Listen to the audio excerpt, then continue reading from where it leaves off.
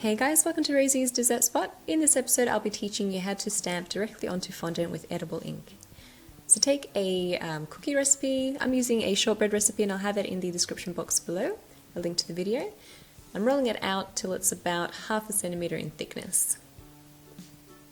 Now I've taken a rectangle, and this rectangle measures 9.5 centimeters by 4.5 centimeters, and I'm using it as a template to cut out my cookies. So just taking a bench scraper, once I'm nice and straight up against that template, I'll just press it down and cut that cookie.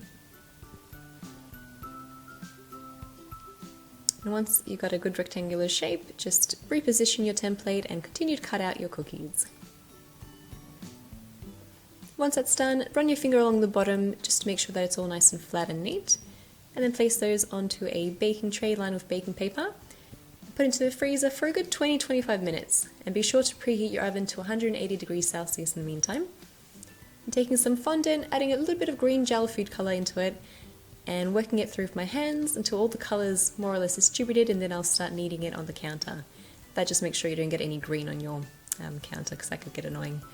Then roll it out to about 2 millimeters in thickness, so pretty thin. I'm taking a bench scraper again and just cutting out more rectangles.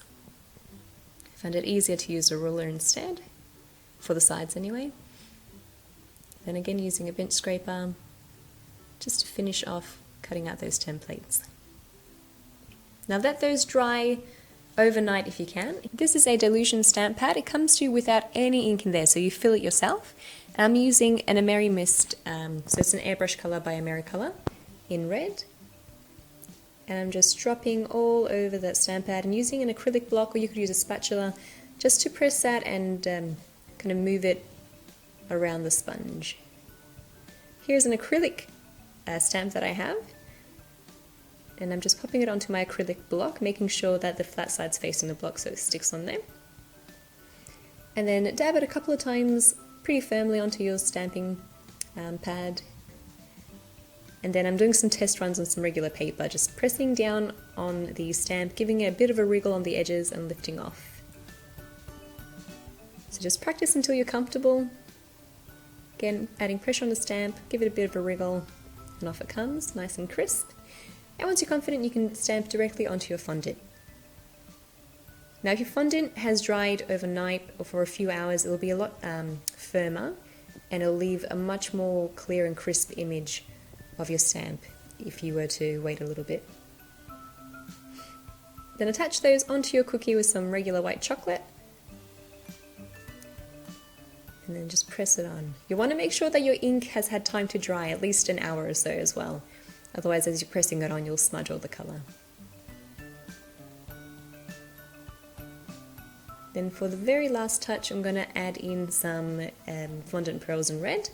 Rolling my fondant in some cornstarch, making sure it's nice and thin, and then pressing it into the smallest pearl cavity that I have, and then cutting off the excess with a little spatula. Then turn it around and then kind of press from the back and really expand those little pearl cavities to press it out. Moisten the top and the bottom of your cookie with some water and place your fondant pearls directly on top.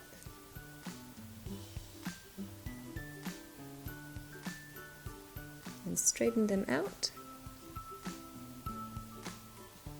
And once you're happy with the positioning, grab that same brush, dip it in a bit of water, dry it off a little bit because you don't want it to be too wet, and just go over the pearls, and this will take off all that excess cornstarch. You could use a steamer as well if you like. If you don't have a steamer though, this is probably the next best thing. And you're done.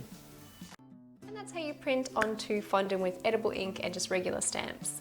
It is so much fun, and I think if you were to do this for maybe like a wedding, because I know a lot of people would have custom cookies for weddings, it's actually a lot easier this way than it is using printed images, because that's another process. You have to cut the image, you have to stick it on. This way you just go stamp, stamp, stamp, stamp, and it's all done.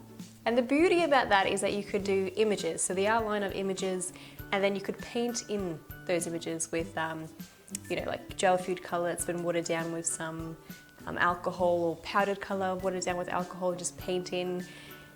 The possibilities are endless. I really love using stamps on fondant.